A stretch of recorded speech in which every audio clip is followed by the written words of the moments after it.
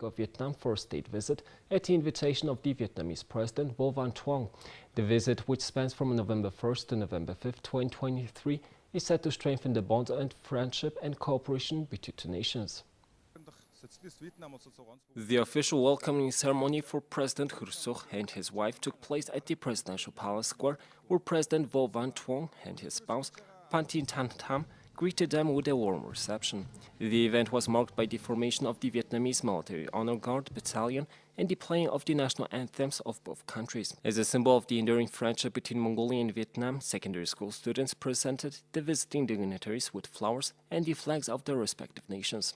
Following this warm welcome, the two heads of state introduced their official delegations and observed a solemn military parade in a display of unity and cooperation. Subsequently, both presidents engaged in official talks. On the same day, President Hur Suk and his spouse paid their respects to Vietnam's fallen heroes at the Memorial of the Revolutionary Martyrs in Hanoi. This visit was marked by a heartfelt ceremony as they were greeted by the Military Honor Guard Battalion of the People's Army of Vietnam. The Memorial of the Revolutionary Martyrs stands as a poignant tribute to the brave soldiers who sacrificed their lives to safeguard Vietnam's sovereignty and independence. President Hur Suk, along with his spouse, then paid their respects at the Ho Chi Minh Mausoleum, the final resting place of the Vietnamese revolutionary leader and president, underscoring the historical ties between two nations. The state visit of President Hur Suk to Vietnam is poised to further deepen the diplomatic relations and foster cooperation between the Socialist Republic of Vietnam and Mongolia. As they engage in discussions and cultural exchanges during the visit, both nations look forward to a brighter future of partnership and collaboration. The 8th session of the Joint Committee for Economic Cooperation between the governments of Mongolia and the Czech Republic was held in Ulaanbaatar City from October 30th to 31st, 2023.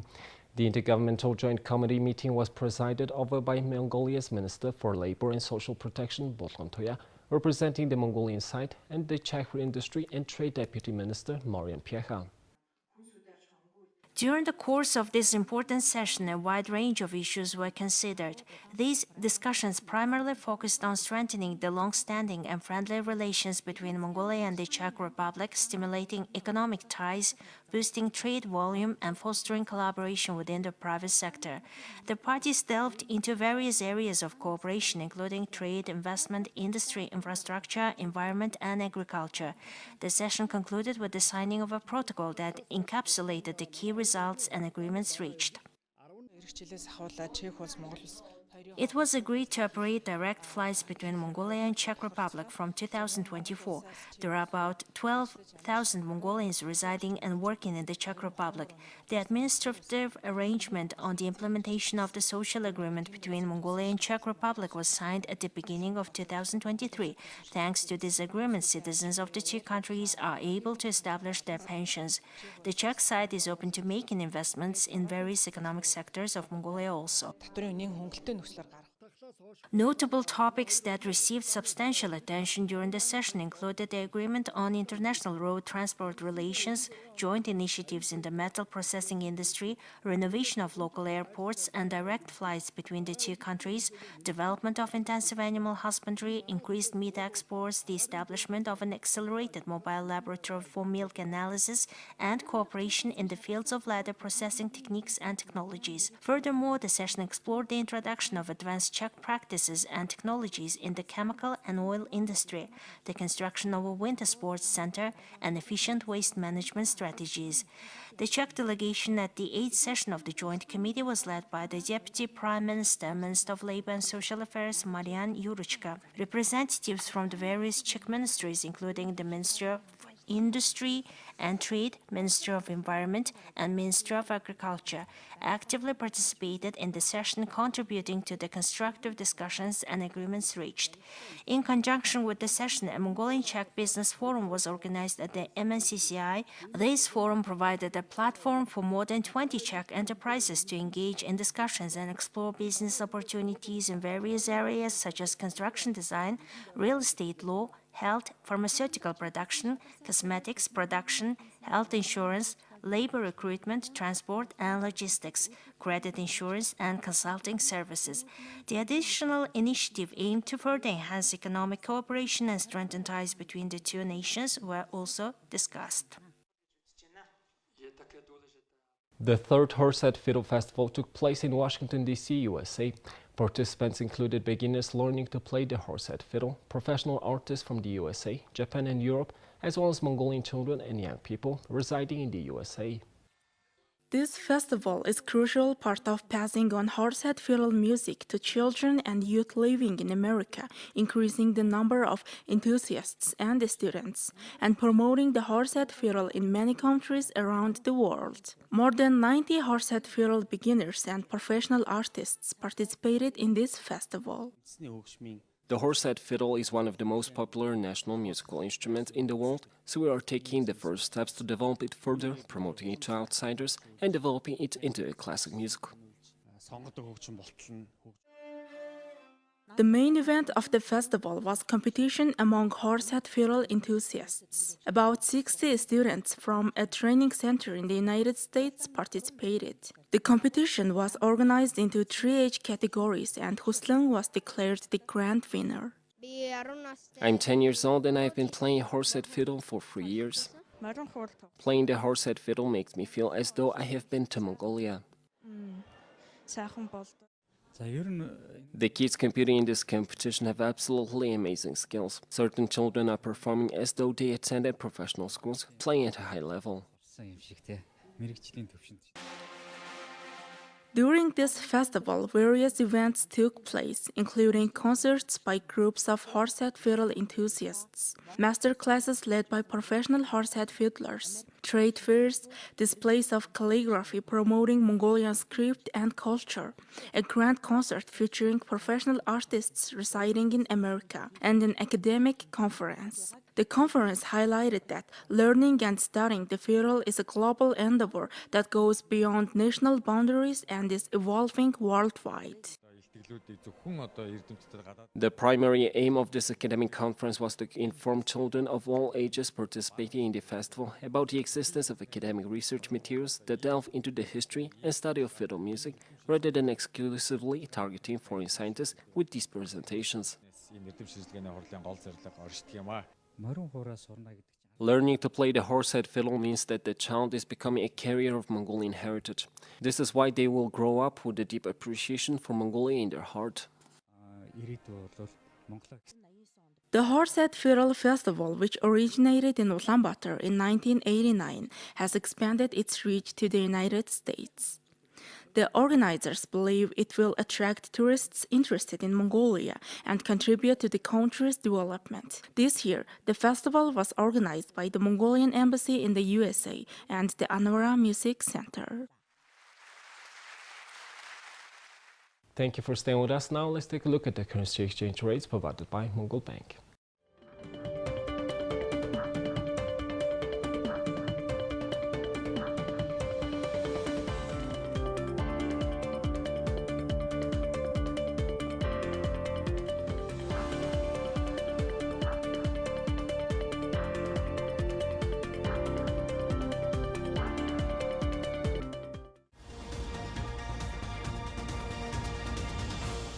Here's the international news from our partner agencies. Digital officials, tech company bosses, and researchers are converging Wednesday at the former code-breaking spy base near London to discuss and better understand the extreme risk posed by cutting-edge artificial intelligence. The two-day summit focusing on so-called frontier as a notched up and early achievement, with officials from 28 nations and the European Union signing an agreement on safe and responsible development of the technology. Frontier AI is shorthand for the latest and most powerful general-purpose systems that take the technology right up to its limits but could come with as yet unknown dangers. They are underpinned by foundation models which power chatbots like OpenAI's ChatGPT and Google's Bard and are trained on vast pools of information scraped from the internet. The AI Safety Summit is a labor of love for British Prime Minister Rishi Sunak, a tech-loving former banker who wants the UK to be a hub for computing innovation and has framed the summit as the start of a global conversation about the safe development of artificial intelligence. U.S. Vice President Kamala Harris is due to attend the summit on Thursday alongside government officials from more than 2,000 countries, including Canada, France, Germany, India, Japan, Saudi Arabia, and China, invited over the protests of some members of Sunak's governing Conservative Party. Tesla CEO Elon Musk is also scheduled to discuss AI with Sunak in a live-streamed conversation on Thursday night.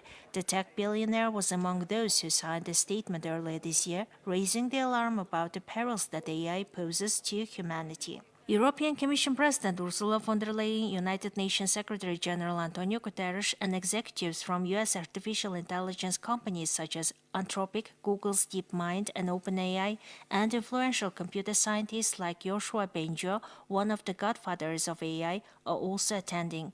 In all, more than 100 delegates were expected at the meeting held at Bletchley Park. This is no time to bury our heads in the sand. And I believe that we don't just have a responsibility, we also have a duty to act, and act now. So your presence here today shows that these are challenges we are all ready to meet head on. The fruits of this summit must be clear-eyed, understanding routes to collaboration and bold actions to realise AI's benefits whilst mitigating their risks. We allow it to become self-deciding. We will compete as nations. Competition is a good thing. It brings out the best in us and allows us to innovate. But even as we compete vigorously, we must search for global solutions to global problems. In the nuclear age, superpowers came together to cooperate and formulate global mechanisms of assurance. Today, in the age of AI, we have an even more complex problem that involves all of our nations and the private sector. It requires global coordination on AI safety. And it requires us to do everything we can to make sure that this technology does not get. Sunak said the technology brings new opportunities but warned about frontier AI's threat to humanity because it could be used to create biological weapons or be exploited by terrorists to sow fear and destruction. Only governments, not companies, can keep people safe from AI's dangers, Sunak said last week. However, in the same speech, he also urged against rushing to regulate AI technology, saying it needs to be fully understood first. Associated Press reports that South Korea's top spy agency believes North Korea sent more than 1 million artillery shells to Russia since August to help fuel Russian President Vladimir Putin's war on Ukraine, according to a lawmaker who attended a closed-door briefing Wednesday with intelligence officials. North Korea and Russia have been actively boosting the visibility of their partnership in the face of separate, deepening confrontations with the United States. South Korea's top spy agency believes North Korea sent more than 1 million artillery shells to Russia since August to help fuel Russian President Vladimir Putin's war on Ukraine. According to a lawmaker who attended a closed-door briefing Wednesday with intelligence officials, North Korea and Russia have been actively boosting the visibility of their partnership in the face of separate, deepening confrontations with the United States. Their diplomacy, highlighted by a summit between North Korean leader Kim Jong-un and Putin in September, has triggered concerns about an arms arrangements in which North Korea supplies Russia with badly needed munitions in exchange for advanced Russian technologies that would strengthen Kim's nuclear-armed military. Both Pyongyang and Moscow have denied U.S. and South Korean claims that the North has been transferring arms supplies to Russia. According to lawmaker Yoon Sang-bom, the South Korean National Intelligence Service believes the North shipped more than 1 million artillery shells to Russia through ships and other transport means since early August to help boost Russia's war-fighting capabilities in Ukraine. National Intelligence Service estimates North Korea has likely sent more than 1 million artillery rounds, and this amount is enough to boost Russia's war-fighting capability for more than 2 months. North Korea is operating its munitions factories at full capacity to meet Russian munitions demand. North Korea has also mobilized resident and civilian factories to boost production. There are also signs that North Korea dispatched weapons experts to Russia in October to counsel Russian officials on how to use the exported North Korean weapons. NIS officials didn't immediately respond to a request to confirm US account of the meeting. The agency has a mixed record on tracking developments in North Korea, which is made difficult by Pyongyang's stringent control of information. There are concerns in South Korea that North Korea could receive sensitive Russian technologies that would enhance the threat of Kim's nuclear weapons and missiles program. But the NIS believes it's more likely that the Russian assistance would be limited to conventional capabilities, possibly including efforts to improve North Korea's aging fighter aircraft fleets, you said. It's also likely that North Korea is receiving Russian technological assistance as it pushes ahead with plans to launch its first military reconnaissance satellite. You quoted the NIS as saying, A Russian attack on Kherson in eastern Ukraine on Wednesday killed one person and caused serious damage in the city's center.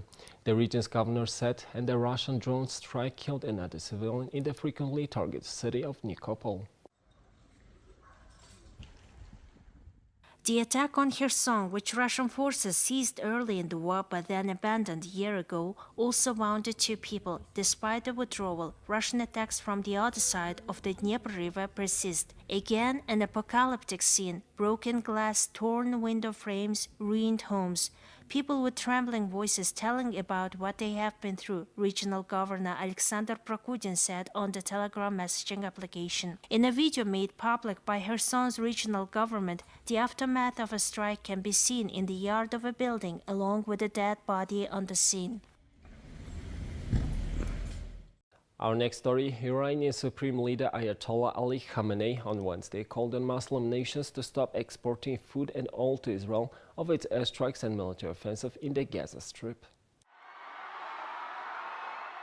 Khamenei made the comments to students in Tehran. He had earlier praised Hamas after its October 7th attack on Israel. Iranian Foreign Minister Hossein Amir Abdollahian earlier suggested an oil embargo on Israel, though there has been no sign that energy flows to the country have been affected. The Israel-Hamas war in its 26th day Wednesday started after Hamas militants from the Gaza Strip blew through Israel's highly fortified separation wall on October 7th and attacked an open-air music festival and Israeli border communities. They killed scores of people and abducted men, women, and children, including elderly and disabled. The United Nations said that Hamas' indiscriminate killing of hundreds of non-combatants, including children, and the abduction of about 200 others as hostages and human shields in Gaza is a crime under international humanitarian law. Israel launched airstrikes on the Gaza Strip and sealed it off from food, fuel, and other supplies in retaliation for a bloody incursion, vowing to destroy the militant group. Well, that's all for today. Thank you for staying with us. We'll see you tomorrow with more news and updates. Have a nice evening. Goodbye.